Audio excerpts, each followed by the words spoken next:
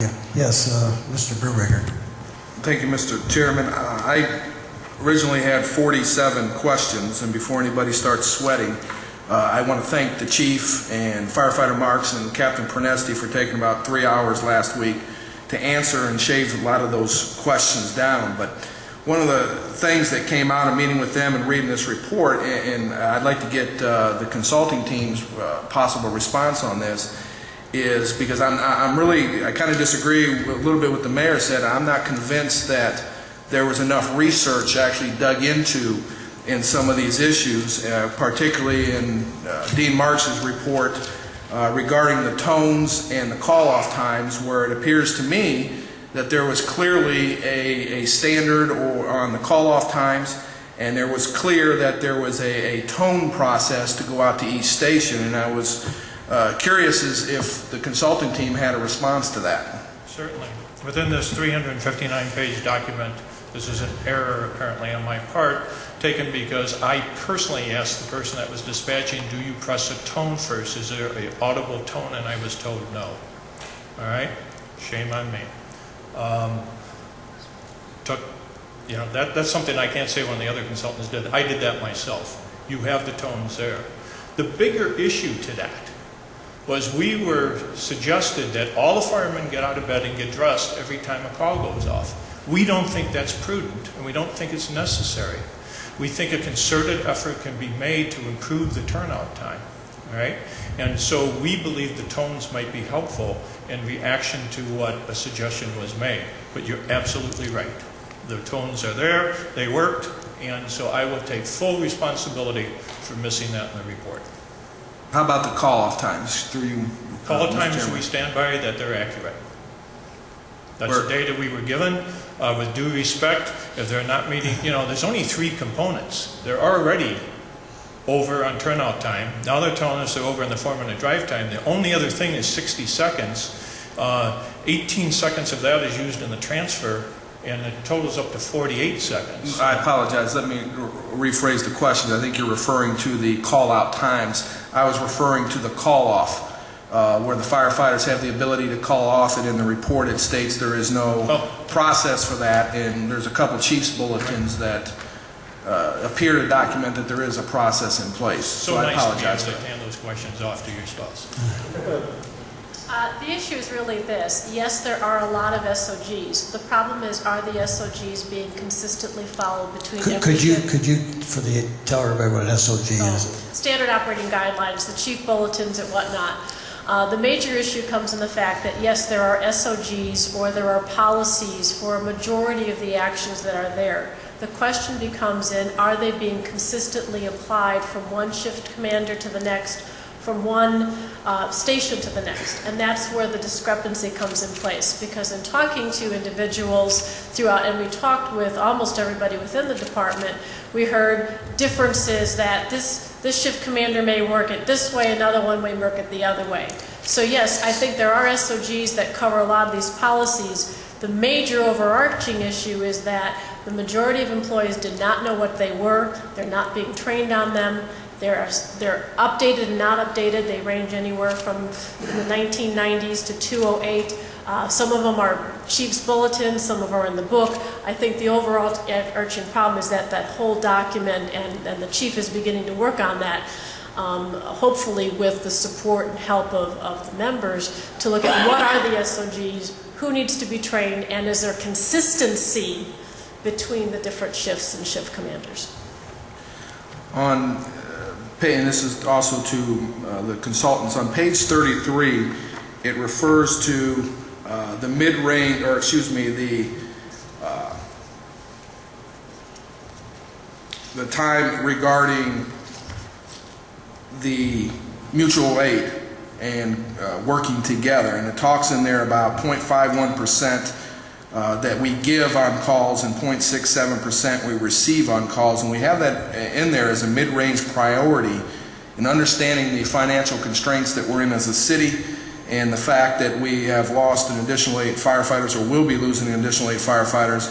I would think that would be more of a high priority for our city, and I appreciate the chief explaining to me last week that they are working together, mutual aid, and he can comment on this too, because I was very surprised when he told me that there's other cities that are getting a little upset with the amount of time that they have to send folks to our city to cover stations.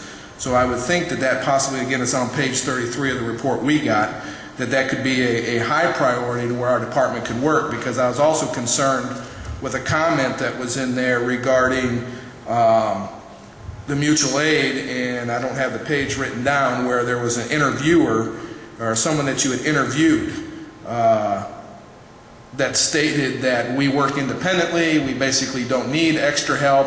And I was wondering also on that, it said interviews. Was that more than one individual Yes. that had stated that? Yes. Or was that just one? No, there's more than one. Would you then agree, and I apologize, I asked two questions in one there, would it be appropriate to adjust that, to make that more of a high priority for our... I would hope that you look at this whole study as the opportunity for you to put the priorities where they need to be. And if you feel it's a high priority, then it should be a high priority. I don't know that I should be the one to say that, other than as we looked in the whole process. What I will say on mutual aid, please understand that there's a thing called reciprocity. And if you're going to expect people to come to your town, you better be able to go to their town. And so that's the critical issue as I looked at it. Elyria is one of the bigger fire departments, and so they have an opportunity to be a leader. And I would hope that they grab that, because they're good people, it's a good department that can go ahead and do that and become a leader amongst the smaller departments and work together, perhaps more than they have in the past, because everyone is challenged fiscally, and that's the reason why departments are working more together. So whether it's a mid or a high, I yield to you. Make it what you believe it should be. On page 106, it refers to, and this may be more to the chief and or the administration, but it refers to that, and I highlighted in yellow, it says, no one could articulate exactly what this has meant or what the results on staffing would be once the city is contacted. And that's in regards to when we had less than 11 shift personnel that were actually on duty. And the chief was required to contact administration, but there's nothing there to articulate what is meant. And when I met with the chief last week, he had a concern, and I'm not sure if he has brought this up since then, but he had a concern as to if only 10 firefighters showed up or were on duty, what was his responsibility or right, as far as if there's a structural fire or there was a need with the city and the financial constraints that we're in, what would be his ability to do. And in this report it says that there's really nothing articulated there. So I was wondering if that has happened, Chief, or through you, Mr. Chairman, through to the mayor. Mr. President, there is no minimum staffing. The purpose of the chief alerting the director is just so we're more aware of the incidents, in which case we go below that number. It does not change the fact that we have no minimum staffing. If we, excuse me, through you, Mr. Chairman, so if we only have 10 individuals or 11 individuals show up, and we have a standard, if you will, that says that we should have about 14 responding, we're not calling anybody in, or there is no process for that? We are not. And it's based on finances. Sure. Okay. Thank you. And my final comment is, I agree that this is a book of opportunity, but unfortunately I also think there's some issues contained within the report that I think need to be addressed. Just to let the public know, when council asked for this audit to be done, we formulated a committee that consisted of people from the administration, the law director's office, and several council members, as well as folks from the fire department. And we all came to an agreement. We interviewed 3 individuals, and McGrath consulting firm was unanimous, as the paper was quoted as saying, to utilize. But I was a little disappointed that the committee was not brought back together with a draft versus a final copy, to use your words, Mr. McGrath, that was presented to the city, and some errors were found that were adjusted. But I would have thought that we could have got together and reviewed this as a committee before throwing it out and finding these errors. And I do agree that it's an opportunity. I think there's some things that need to be addressed in here before this full report is either adopted by this council. I think some of the things that Mr. Marks and the fire department have brought up needs to be addressed, whether it's internally from our standpoint or through you. And if that happens, I would say that we got our value out of it. I'm not convinced that enough research or fact-finding was done on some of the information. We might have been able to go a little bit deeper.